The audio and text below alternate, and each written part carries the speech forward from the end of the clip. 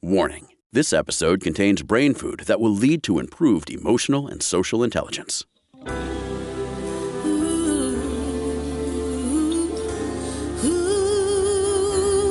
Give us 1 hour and we'll help you change the way you think about happiness.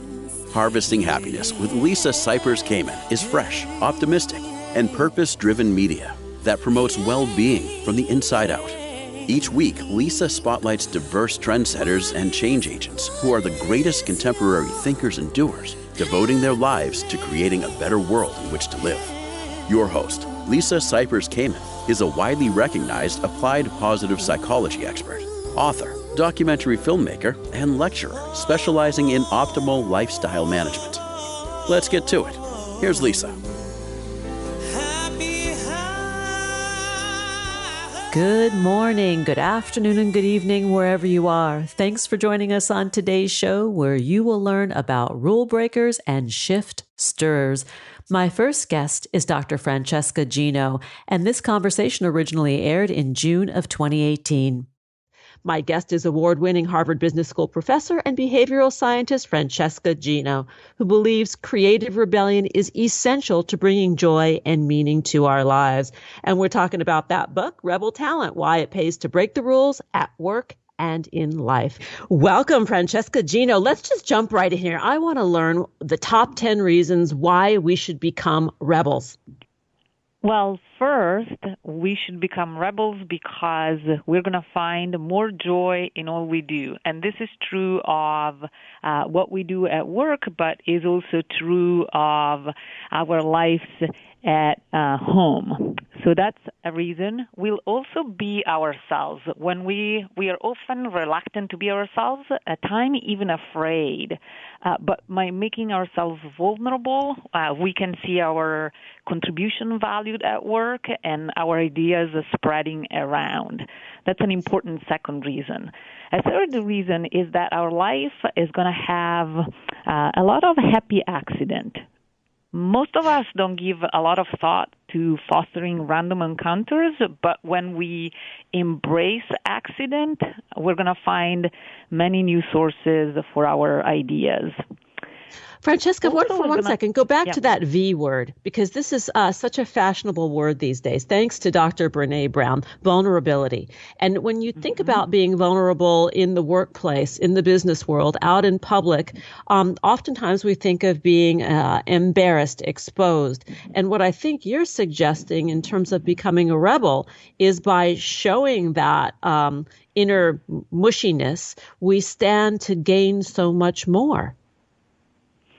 Yes, we are afraid of telling others what our ideas, preferences are.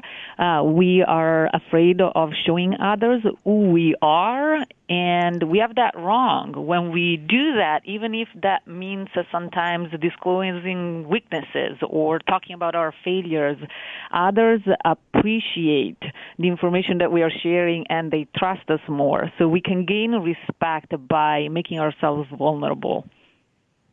I love this. This is an important fact coming from a professor at the Harvard Business School. So, hey, it's coming from the top. So, Francesca, talk a little bit more about why becoming a rebel allows us to view situations, perhaps even conflict, from a different angle. We all tend to approach situations from one view, and it's our own view, it's our own perspective. But when we approach problems with an open mind, we find much more interesting solutions. And so we don't go for the obvious answers, we think creatively about what's possible in any given situation. I like what you said about the thinking creatively, because it goes back to the idea of when we are in that rebel state, that we feel young, right? Rebels are generally young, carefree, wild, and almost seeing the world with childlike wonder or curiosity. That's exactly right. By being rebels, we have that same type of curiosity or openness to things that are new that we seem to have lost when we become adults. We are much more careful about not upsetting others or sticking to the status quo rather than just approaching the world with curious eyes. And when we approach the world with these curious eyes, which I like the way you describe this, what will we receive? What are the benefits? We are going to be surprised in all the possible answers that we can come up with. And rather than just taking processes for granted or just sticking to our routines, we're going to experience excitement in life and also excitement out of work. There is a beautiful example that comes from my own personal life, and it's looking at my son. And my son one day woke up and he was having milk for breakfast with cereals. And he was pensive, and he asked my husband whether he could have some coloring to color his milk. And it was interesting to see my husband's face when Alex asked the question. And my husband looked at him and said, "Alex, we don't do that. We don't color our milk." And Alex just looked at him puzzled and said, "Why not?" And it's a beautiful question. And my husband struggled through it. And then he looked at me and said, "Mommy, we don't do that, right?" And I just started smiling. It's interesting that we put rules or constraints when, in fact, we could be approaching life just with that wonderful sense of wonder that we all had when we were children. And Alex is right. Why not color our milk if it makes the milk more enticing to drink? Exactly right. I tried it. It tastes just the same, but you're smiling as you're having your breakfast. So you're just bringing in a little bit more color, even if it's very early on in the morning. So Alex, the rule breaker, your son, is a model probably. He should be making promo videos for you, for your book. Exactly. He did inspire me to ask questions more often and just to stop taking things for granted. So for me, living like a rebel is a matter of trying little things, and it could be putting colors in your breakfast or wearing red sneakers in formal settings, but it's also a broader commitment to exploring ways of being in the world that may at first feel wrong, possibly even destructive, but turn out to give us a lot of energy and excitement about what we do. Well, as a creative rebellionist, which I think is a perfect label for you, you combine in the business school and as a behavioral scientist a way of approaching commerce that really comes from the heart. It's a shift. Yes, I think we think about rebels the wrong way. The book is really about rule breaking as a constructive rather than a destructive gesture or force. Rebels are key individuals because they challenge the status quo in ways that drive positive change. And so I think that in a world that is becoming more certain with problems that are more complex, the rebel allows to himself or herself and the organization he or she is part of to adapt to change as a matter of course. It's funny you said about for the positive, because I was looking up the definition of a rebel rouser versus a rabble rouser, right? And they mean two different things. So what you're talking about is the being a rebel rouser, right? It being a positive disruptor. Mm-hmm, exactly. We seem to have a very fixed idea of rebels in the business world. So people like Apple visionary Steve Jobs come to mind. And these rebels, if you pay attention to the stories, are very creative, are innovative, but they're also difficult to work with. Sometimes we think of them as the control freaks who create chaos or who break rules just for the sake of breaking rules. People that you'd rather not have as a boss or an employee. But we need to shift our thinking. To be a rebel doesn't mean to be an outcast. It doesn't mean to be a troublemaker. Effective rebels are people who break rules in ways that are positive and productive. Yeah, I see it. And talk about the upside for the rebel, him or herself, in terms of what it does to our own self-esteem, our own construct or way we view the world. So first, people who fight rules, the rebels, they are going to surprise themselves. We all fall into very comfortable routines, and when we break away from them, we learn new skills, expand our interests, and we're also able to accomplish things that we didn't know we could accomplish. So people do gain confidence as they're breaking rules. And rebels also gain respect from others. It's a myth that rebels are not like, or they even alienate people around them. Rebels are not the people who break the rules just for the sake of it. They break rules that hold them and others back. And in the process of breaking these rules, they gain respect and influence in the eyes of others. And I would think also that it elevates our own self-esteem, our own sense of self. And when we are, and not at the expense of others, I should probably add that's really important, I think, in what you're suggesting, that it's for the greater good. Exactly. They create a lot of positive change in organizations, and it's change that benefits not only the business itself, if we are in a workplace context, but also the people around them. They make things better. Very, very, very cool. The book that we're talking about today is A Rebel Talent, Why It Pays to Break the Rules at Work and in Life. The author is my guest, Francesca Gino. To learn more about the book and her work and her awesomeness, please visit www.francescagino.com. On Twitter, you can also connect with her at Francesca Gino. Here comes the pause. We'll be right back to continue the conversation with Francesca Gino. Before we take that little break, I want to remind everyone that good mental health is essential for a happy life. And that's why I'm grateful that this podcast is sponsored by BetterHelp Online Therapy. As a listener of this show, you know the importance of a balanced mind and a satisfied soul. But there are times in our lives when difficult events happen. We get stuck emotionally, or we just need someone to talk with to sort ourselves out. Throughout my life, therapy has been instrumental in helping me manage life's curveballs. Whether you're struggling with grief, relationships, stress, sleep, or achieving your goals, online therapy might be just the answer. BetterHelp is a secure online platform offering worldwide therapy via video, phone, and even live chat with a professional licensed therapist. BetterHelp will assess your therapeutic needs and match you with your own accredited therapist within 48 hours.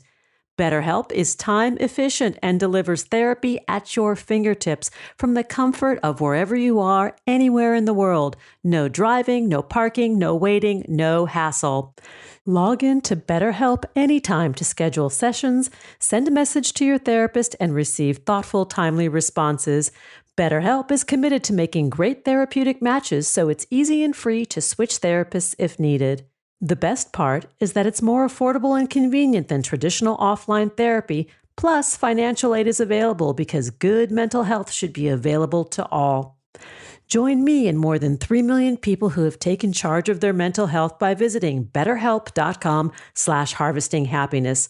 Harvesting Happiness listeners get 10% off their first month of online therapy at betterhelp.com/harvestinghappiness. That's betterhelp.com/harvestinghappiness. Now let's take that pause. We'll be right back. To learn more about cultivating sustainable well-being at home and the office, visit harvestinghappiness.com and explore Lisa's experiential on-site brain fitness workshops, corporate programming, and speaking engagement services.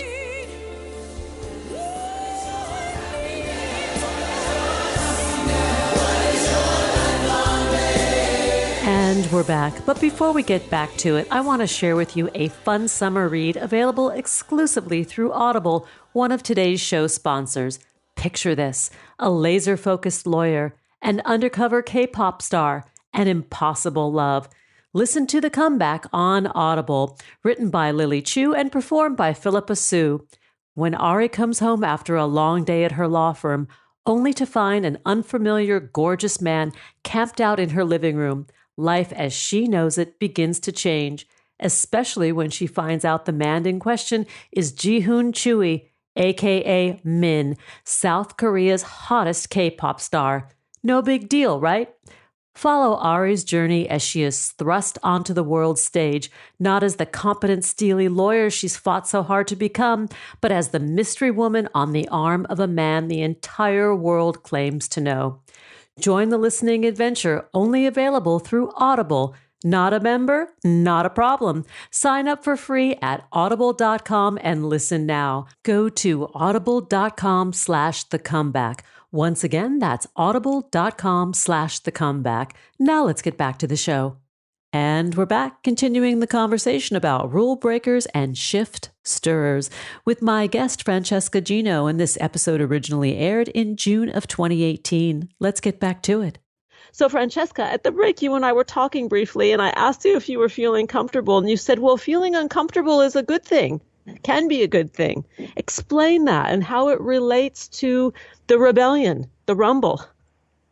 Yeah, rebels learned that feeling uncomfortable is okay. I brought a few years back a little bit of disruptions into my husband's life. For Christmas, I had a very big box under the Christmas tree for him, and he's a geek, so he opened it up thinking that it would be the latest gadget, and instead he found a ticket. I had signed us up for improv comedy classes, and he hated it.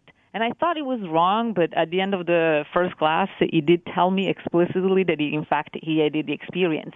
And improv is all about putting yourself out there in new situations, and it feels uncomfortable. But what was really remarkable that captures the essence of what rebels do so well is that class after class, being exposed to new situations, to new exercise, we both came to love improv. And improv has a lot of different key learning points that I think are good for the life of a rebel. One of them is this idea of embracing each other's ideas. So in improv, the rule of yes and is quite important. And that really changed the way I think about my discussions with other people at work or my conversations back at home. So when we're brainstorming, rather than shutting down others' ideas, now I take them for what they are and I add to them. I try to see the gem in the idea and add to them with the yes and type of principle. So as in improv, rebels live life feeling uncomfortable and knowing that that is okay, because that means that they're being challenged and they're not going with the familiar routine, but they're exploring something new. And it's interesting, when you describe going to improv, that V word comes up again, right? The vulnerability, that you're in this state, you're in a room with people that you don't really know, you're being asked to sort of jump in and take an idea and run with it, on the sort of the spur of the moment, come up with story. And one of the things that you write in the book, Rebel Talent, is about the deepening of relationships. And being in that state allows that to happen spontaneously. That's exactly right. We are often afraid of how others are going to perceive us, and so we choose to conform to their ideas or to their preferences or to whatever is being discussed in the conversation. And yet, when we let our true colors shine through, and even if that means making ourselves vulnerable, others create stronger connections with us. They respect us more, they trust us more, they like us more. Because we're talking about a human process, right? When we go into the workplace and we are working with others, or negotiating contracts, or strategically planning a program, it does require a certain level of willingness to be authentic, to be truthful, and risk failure. And maybe that's really the issue we're talking about, the risk. Yeah, and often when we walked into situations, others might assume that we have all the right answer, but in fact, it's okay to ask them for their view. When Greg Dyke arrived at the BBC in early 2000 as the new general director, he found a very troubled organization. And many people in his role would have just gone in, figure out the vision, and then figure out how to delegate so that things got done according to his vision. And instead, what he ended up doing is traveling around all sorts of remote offices in the UK and show up in the lunchroom with this tray and asking people how is it that he could help them and how is it that the BBC could be better. And so rather than dominating discussions, he was asking a lot of questions. And it didn't matter if that meant that people thought that he didn't have all the answers. What we was doing by asking questions is gaining respect, giving the chance to contribute to the discussions. And by the time he met with everybody to express what he wanted to do, every single person was ready to rally up and help him achieve the change that he wanted to introduce. I love this, asking questions. I mean, asking questions does several things, right? It takes you out of self. It opens you up to curiosity, going back to that curiosity, wonder, and delight. And I think for the recipient of the questions, it also sends the signal this person actually is interested in what I have to say, which makes connection. That's exactly right. By asking questions, we shift the focus to what you can learn about other people. And by doing so, we are building tighter connections and more trusted relationships. Talk about what it's like in your classroom when you have students, bright-eyed, the best and the brightest students, who are there for business, and you're talking to them about the software of the human condition. So they're often surprised. Part of the reason why I like the label rebel talent is that we're rebelling against something that doesn't come natural to us because we're human beings. So we were talking about the idea of being authentic. We are fighting against this pressure to conform or to go along with what others are saying. So the students find the message to be quite refreshing. It's sort of a license for them to think about the way they can show up in their jobs once they leave the MBA program here at HBS and not feeling afraid of really using their talents. Oh. No, and besides that, I think that we talk about emotion as being contagious. When you empower somebody to lead in this positive rebel state, you're really setting an optimistic, hopeful contagion out into the world. That's exactly right. So rebels have a good effect on others. They inspire others to take actions and use their talents. And so they have a lot to teach us. And so part of what I'm trying to do when I bring this concept back to the classroom is talk about stories of rebellions of people who have been successful and they made others better off and they were contagious in their behavior. And not often I go to the most common places you would think about, like Google or Pixar. Yes, I have those stories too, but I also go to places where you probably wouldn't expect to find rebellion. One of them is a fast food chain in the middle of Tennessee. The place is called Pulse Sudden Services, and that's a place where you're working at a station, you have a set of routines and procedures that you follow. You probably expect boredom, or you would expect the work to be tedious, and yet even in such contexts, people can break rules productively. So, for example, at Pulse, people are challenged in the way they do things. So, for instance, and this can be a small change in how we follow procedures, they learned about the order in which they are going to work through stations every day. It's a little bit of a way to inject novelty, even in situations where you're following procedures in order to get the work done. Well, I love the analogy that you just shared. And it's funny that when we can learn the rules so then we know how to constructively disrupt them, I think is also part of what you're suggesting. You know, you learn how it's done well, so then you can not pick at it, but question, challenge, be creative in maybe doing it slightly different to improve productivity. Very true. Rebels thrive at the basics. They really understand what's there. They study it carefully before they reinvent it and create something new. One of the inspiring stories that is part of the book and really made me think differently about rebels is a story of an Italian chef. His name is Massimo Bottura, and his restaurant is a 3 Michelin star restaurant that back in 2016 became the best restaurant in the world.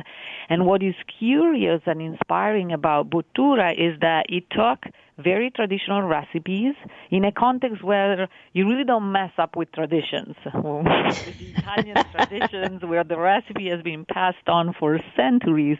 But he looked into them and he started asking questions. Why is it that we cook the meat this way? Why is it that we follow these procedures? He studied the traditional recipes very carefully, and then he broke away from traditions and created something really yummy, but also quite inspiring for others.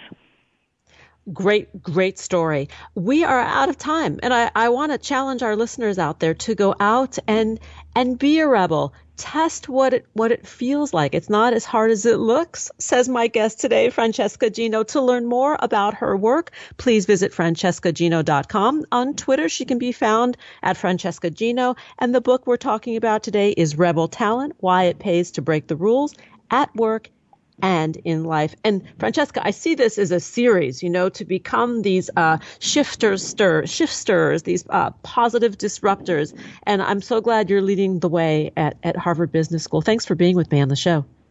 Thank you, Lisa, for having me. Let's take that break. We'll be right back. And that is a guarantee. Did you know that happiness is actually good for your health? Happy people live longer, are more productive, and make better partners, parents, and professionals. Connect with us on Facebook at Harvesting Happiness and follow Lisa on Twitter at Lisa Kamen for a daily dose of inspiration.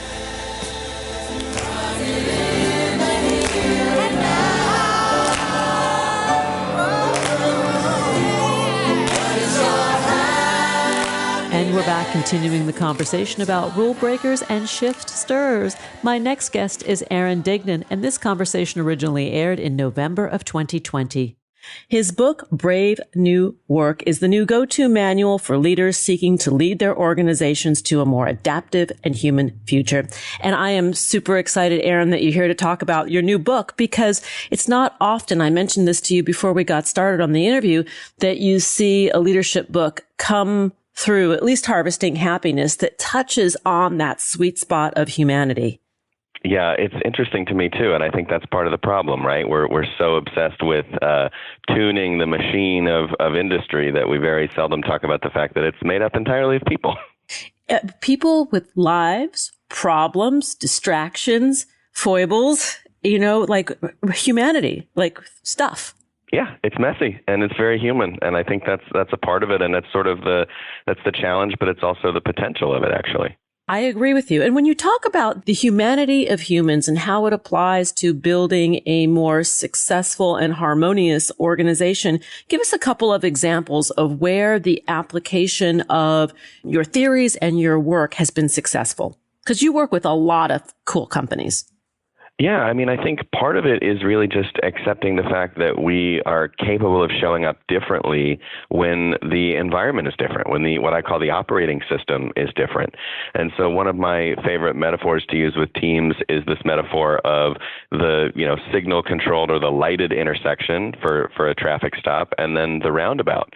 And then, of course, in the lighted situation with the red lights and the green lights, the underlying assumption of that operating system, that way of solving the problem, is you can't be trusted, and we'll tell you when to stop and when to go, and just kind of comply, follow the instructions, and you don't really have to be present in your own body and your own mind in that scenario. You just kind of sit there and check your phone or drink your coffee. The roundabout has a different set of assumptions about people. It says we trust you, and we trust each other. We're going to be in this together, and there's just a couple constraints that kind of keep us moving as one. However, you're going to be on, right? Like, you're accountable. You're responsible, you're present and alive in the system. And so that's necessary in order to succeed. And I think what we've found at work is that everything from budgeting to how we meet, to how we structure teams, to how we pay, to how we develop, you can sort of take one of those two approaches. You can take the approach of, we're going to tell you and it's going to happen to you, welcome to the stoplight. Or you can take the roundabout approach and say, you know what, you're part of this, you're in it, you're responsible, but you're also free. And so, you play a much bigger bigger role. And of course, the beauty of this metaphor is that the data tells us, even data from here in the United States, where we're maybe less comfortable in the roundabout, the data tells us that they're dramatically safer, dramatically higher throughput, cheaper to build and maintain, and they work a heck of a lot better when the power goes out. Very well said. And I also want to add that you are the founder of The Ready, an organization design and transformation firm that helps institutions like Johnson & Johnson, Charles Schwab, Kaplan, Microsoft, Lloyd's Bank, I mean, on and on and on, Airbnb, like really large and amazing companies change the way they work. And this is big. The fact that so many companies are attracted to this says something about where we're at. It's kind of blown me away, actually, over the last 3 or 4 years, because I've been, digging in this space. And for a while, there was a lot of resistance, a lot of things are fine the way they are from the leadership. Obviously, the teams were feeling these tensions that we talk about, and they were feeling the kind of weight of the bureaucracy. But for a long time, I felt like, the leadership wasn't really there. And then suddenly, something happened, and I'm not sure exactly what it was, but we hit a tipping point. And now wherever I go, I've gone as far as Manila with this message. There are CEOs and leaders and managers and founders standing up being like, either we are a bureaucracy and we want to flip the table over and figure out how to fix it. We want to be agile. We want to be fast. We want to be, create some meaning in the world. Or we're a startup that's growing fast and we're scared to death that we're going to become one. Yeah. That we're going to hire people and import ideas that turn us into these big, functional, hierarchical, silo environments. And that's not what we want. We want to keep our magic. So there is a widespread awareness now, which is really exciting. And now I think it's about figuring out how to turn that into action. And when you talk about magic, the magic is in the culture that is being bred at these companies who are really seeking a transformational and transcendent approach to the way they do their work. I think that's right. The magic is that we are capable of so much more when we think about organizations the right way. When we change our mental model of what they are and how they work, and we sort of, change the approach, then suddenly we're capable of doing things you wouldn't believe. One of the examples in the book, there's a tomato processing company called Morningstar that's actually the world's largest tomato processor. And you can imagine this is not the world's most glamorous work. But the person that started it was thinking, for that very reason, let's bring some dignity and some humanity and some responsibility into this environment. And so every year, the people that work there set their own salary and write their own job descriptions. And they do that with an advice process. So they take a crack at what they'd like to do and what they've done this year and how they'd like to change that next year. And then with total transparency to the firm's finances and the industry averages and what their peers make, they take a crack at what they think they're worth as well. And their peers get a chance to provide a little advice based on what they've written down in their colleague letter of understanding, or clue, as they call it. And then they take or don't take that advice and move forward into the future.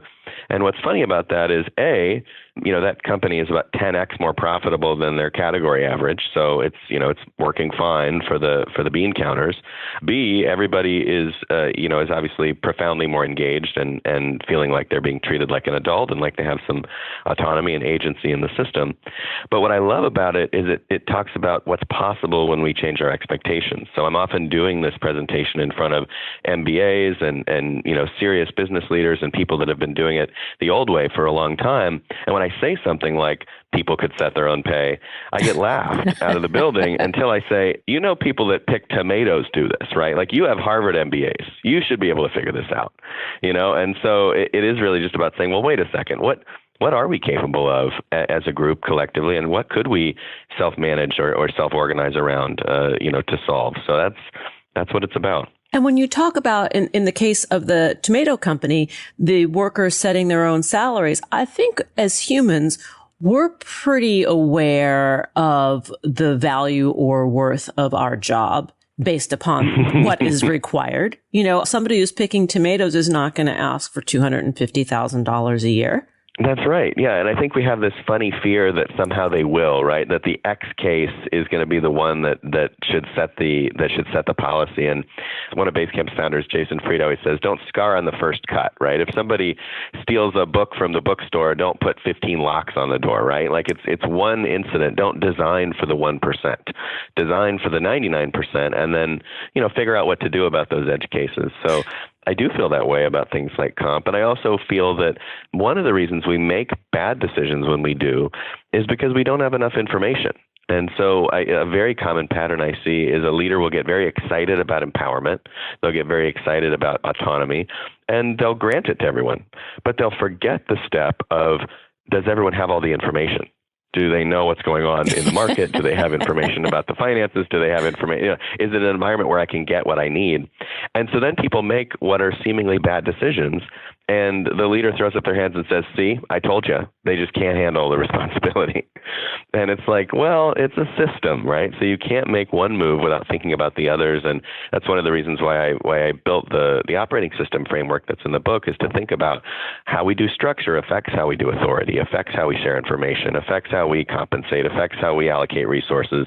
And it's not that we have to necessarily change it all at once, but we certainly have to be mindful of how they're interconnected. It also sounds like it's about knowing the rules of engagement. If you only give somebody half the set of the rules for the game, you can't really expect them to play the entire game perfectly because they don't know what's expected of them. That's right. Yeah, they don't know what's expected. They don't understand maybe the full context. I mean, one of my favorite things about the press is they lionize these startup founders and leaders as somehow dramatically smarter than the rest of us. But having spent time with them, what I can tell you is their life is a constant stream of exposure to interesting people and ideas and information, a stream that most of us just don't get. And so while they are certainly very intelligent and very impressive, imagine having incredible conversations every day with people that challenge you and getting more and more information every day about what's going on the broader stage. Suddenly you look awful smart. But what's really happened is that you've just been exposed. And so I think that participation and that, I call it information symmetry, is kind of a requirement. If you want the organization to be stellar, then everybody needs to be able to have access to that kind of information flow. And it's also having skin in the game. What I'm hearing from what you're describing is a high level of empowerment of people, people being the most valuable commodity that the companies have, systems being second. Mm-hmm. Yeah, I think that's right. And I think it's the participation goes in a lot of different directions. I mean, we talk about participation as having a voice. One of the details that we've learned in social science is that equal talk time is one of the best predictors of team success, far more than IQ or what school we went to. If everybody on the team has roughly the same amount of talk time, that's a really good sign. So having a voice matters. I think having what I call a consent right, or an ability to make agreements with each other rather than have things sort of pushed on you, is really important, because it gives us agency and it gives legitimacy to what we decide. If I tell you have to respond to me when I email you between 9 and 5 and you don't have a choice, you'll do it, but you're complying. But if you and I sit down and we agree with each other that that's what we're going to do, and maybe we change the timing by 15 minutes because of when I drop my kid off at school, now we own it together. And there's a very different psychology about that. I'm going to enforce and support and promote that idea because I was a part of creating it. So I think that the way we govern these organizations has to change in that way, so that at least locally in my team, in my geography, in my market, I'm not just doing things the way we do them, but I'm also shaping the way we do them. And we're going to take a break in a minute. But before we do, I just want to sort of bring up the idea of this new landscape for teamwork, because so many of us, myself included, and my guess is you as well, have moved to a virtual platform for conducting at least a good part of the business world. We're dealing with multiple time zones. We're dealing with team members that are in countries all over the world, different schedules, different cultural needs, as well as social needs and human needs. So there's so much that comes into the arena in the way we do business now. I think it sets the bar for what good looks like so much higher. So I often joke that doing this new way of working together in a room is junior varsity, and doing it remotely around the world is varsity. So because you miss those subtle cues, you miss some of the body language, you miss some of the energy, the serendipity, the collisions that happen that allow you to navigate all this complexity. And so now you have to be all the more attentive. You have to be all the more, kind of connected. And so obviously, that means paying more attention to the way we work and paying more attention to colleagues and using new tools to create some of those moments. So we use inside our Slack instance, which is our little messaging service internally, we use a little robot that comes in and introduces two random people to have a cup of tea or a coffee together, virtually, obviously. every week. So it'll say, hey, you haven't talked to Jill in a while. You all should connect this week for 30 minutes for no reason other than just to see what comes of it, right? To see what emerges. And little things like that, I think, make the difference. I think using, video when we communicate makes the difference, to be able to see body language. There's a lot of data suggesting that increases trust quite dramatically. It's a little bit more uncomfortable because you can't wear your bathrobe, but you get the trust benefit from but it. maybe so you can. Maybe you can. If you really have high trust with your colleague, then you can go back to the bathrobe. So I think that, that kind of stuff matters a lot. Let's take a break. We're talking about leading from the heart and improving the bottom line from there with Aaron Dignan. To learn more about his work, please go to www.aarondignan.com and theready.com. The book we're talking about today is Brave New Work. You can connect with Aaron on Twitter at Aaron Dignan and Facebook, Brave New Work. We're going to grab a quick pause, then we'll be back to continue the conversation with Aaron Dignan. Who says money can't buy happiness? Whether you are a skeptic or seeker, check out Lisa's new book. Are we happy yet? 8 Keys to Unlocking a Joyful Life. A boot camp manual for greater emotional fitness is available at Barnes & Noble, Amazon, IndieBound, and HarvestingHappiness.com. Here's a truth bomb. Emotions are contagious, and happiness is a universally desired state. But we tend to forget that we all have the freedom to be happy or the liberty to be miserable each day, regardless of external circumstances. Explore the journey of human happiness, how to find it and keep it, with Lisa's documentary film, H Factor. Where is your heart? Visit HarvestingHappiness.com to learn more.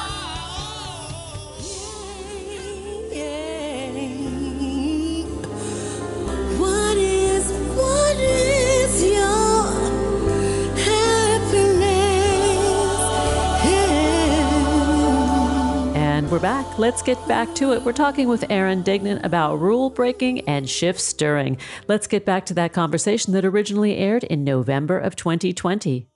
Aaron, we're talking about companies and corporate culture and how to have people have more skin in the game and be invested from the heart and therefore improve the bottom line by leading from that place. I mean, that's what I glean from your work anyways.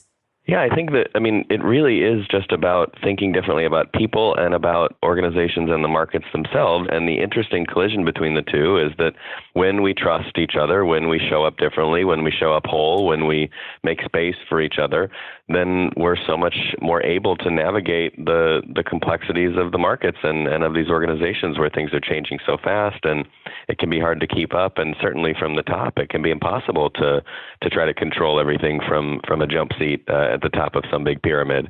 It needs to be dynamic, needs to be a living system. Let's give some living examples of the shifts that you have witnessed through this process. I'm looking at one here, a healthcare provider with an HQ of just 50 people supporting over 14,000 in the field is named the best place to work year after year. So that's 50 people supporting 14,000. What is the secret sauce? I think what's interesting, so this is Buurtzorg, which is a home nursing company in the Netherlands. It's the most successful there by far and away. What they've realized, and what many other organizations in the book have realized, is that we need to kind of decentralize, actually. So if we're going to have scale, if we're going to have global organizations, rather than have them in these big functional silos where we have all the lawyers together and all the designers together and all the marketers together and never the twain shall meet, that's not how we create value. That's not how we meet the market. That's not how we show up for actual customers. And so if that's the case, then we should organize differently. The person that created Buurtzorg was a nurse himself, and he realized, this is a calling. And the fact that we're micromanaging every number and every metric and how many minutes they spent on site and trying to cut that down to the absolute minimum and trying to treat patient outcomes like machine learning, like we're going to get some perfect algorithm. He said it was just sapping the life out of him. And so instead with Buurtzorg, they said, let's organize around communities, because that's where the work is. That's where the people that need our care are. We'll put teams of 10 to 12 nurses in a community, and we'll just let them do their work how they want to do it. So let them serve the customers how they want to serve them. And if they need to spend 15 minutes, that's fine. If they want to spend an hour, that's fine. And they nurtured this idea for a while. And what emerged was that, the first thing a Buurtzorg nurse does now when they start with a new patient is they sit down and have a cup of coffee with them. So before it was, if you're there for more than 8 minutes, you're fired. And now it's, we're going to have a 1 hour cup of coffee, and I'm going to talk to you about your goals, your autonomy, your neighbors, your support structure, like who you are as a human being and how you're going to approach this healing or this change that's going on in your life. And, wouldn't you know it, the dividends from that are extreme. I mean, the outcomes for this organization are not just good for the employees, but it saves the Dutch, healthcare system hundreds of millions of euros a year on almost every metric that can be measured. Studies from Ernst & Young to others have proven that it's as good or better as the kind of top-down bureaucratic, pushing paper healthcare system. And of course, everybody feels so much better about it. So the patients heal faster, they stay healthy longer. All these benefits accrue. And it's basically just because they said, we don't need to drive this thing from the center. The center's job is to support the edge. And so they have now 14,000 nurses in teams of 10 to 12. So you can imagine how many teams that is. And the 50 people back at HQ are basically making sure that the wheels don't fall off the bus on the bank account, that people get paid. And then there's a group of about 15 coaches that actually exist where if a team is having trouble, maybe they're losing money, maybe they're having trouble recruiting, maybe they're not getting the outcomes they want, they can raise a hand and say, we need help. A coach will come in and ask them some of these good questions, some of the questions that I ask in the book, and just help them put the pieces back together. Not with authority, mind you, because the team still has the authority, but just as an outside voice. And so that's been the approach there, and it's worked so remarkably well that every time they open in a new market, all the nurses for the competitors eventually quit and come to work for Buurtzorg, because why wouldn't you? Yeah, got it. And so there's a real power in that. When we talk about our own organizations, the listeners and myself included, how do we apply your structure to a smaller business? How does it scale down? We see how it scales up, but how does it trickle down to maybe a small organization?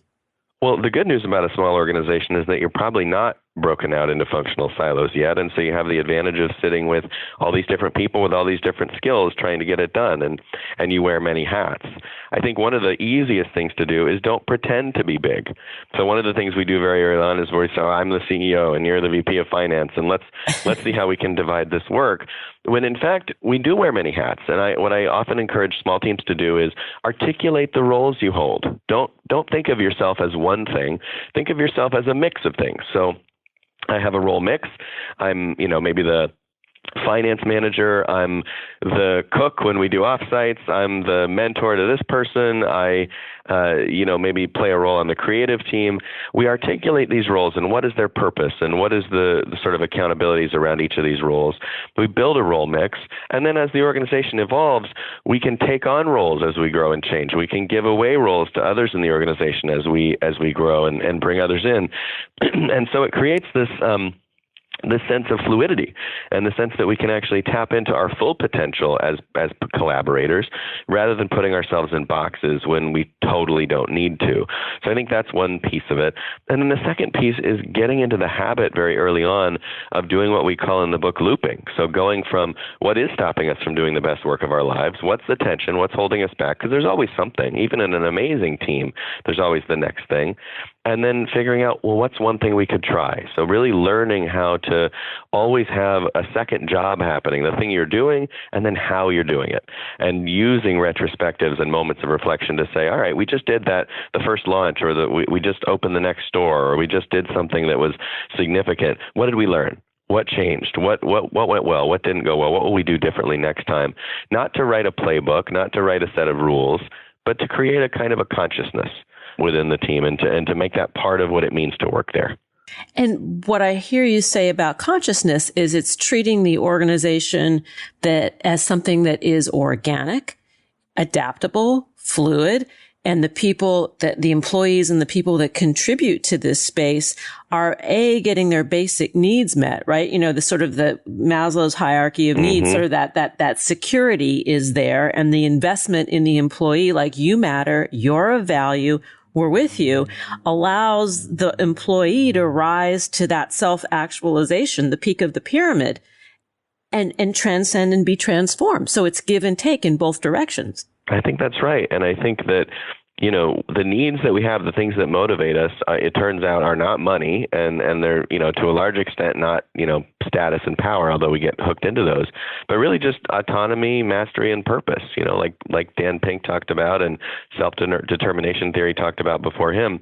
We want to be learning and growing. We want to feel a sense of agency in our own lives, and we want to feel like we're doing something that's meaningful. And if you deliver all three of those things, you can be pretty astounded by the degree to which people commit and contribute and play the game. And I think that giving up on this idea that we're trying to get to some perfection, some, machine outcome, and start thinking about ourselves more as gardeners, where no one ever comes in from the garden and says, I fixed the garden, right? We manage it, we tune it, we nurture it. So that's what we're doing here. We're nurturing something that's a living system, and it's never done. And that's okay, actually. That's the beauty of it. That's what makes it fun. As Simon Sinek calls it, it's the infinite game. Yeah, it's the cultivation process, and the metaphor we use over here at Harvesting Happiness, right? It's a process, right? You plant the seeds, right? You water them, you nurture them, you talk to the little seedlings, and they grow and blossom into the best seedlings or tomatoes or nurses or whatever's as possible. Whatever they're going to become. Whatever they're going to become. I think that's right. Thank you for joining us on the show. The book is Brave New Work. I have to say, this is probably one of my new favorite organizational leadership books. Honestly, Aaron, thank you. Thank you. That's fantastic. Yeah, thank you for writing this. You can go to aarondignan.com, theready.com. On Twitter, you can connect with Aaron at Aaron Dignan, and the Facebook page is Brave New Work. And of course, a play on Aldous Huxley's Brave New World. But we are doing Brave New Work. Thanks, Aaron. Here comes the break. Thank you. Thanks for joining us on Harvesting Happiness today. This is Lisa Cypers Kamen on behalf of my guests, Francesca Gino and Aaron Dignan, wishing you kind thoughts, kinder words, and the kindest of actions. Until next time, remember, happiness is an inside job. Happiness is your inside job. Please go out and rock your day, and remember to be kind to one another. Keep harvesting your own happiness anytime and anywhere from the comfort of wherever you are. Subscribe, listen, and share hundreds of downloadable episodes via our free app or from our libraries at toginet.com, iTunes, Google Play, and other fine podcast platforms. To learn more about Lisa's global consulting services, please visit harvestinghappiness.com. Spread more joy by liking us on Facebook at Harvesting Happiness and following Lisa on Twitter at Lisa Kamen. Harvesting Happiness is produced in collaboration with TogiNet Radio, KBUU Radio Malibu.net, and is available on PRX, the Public Radio Exchange.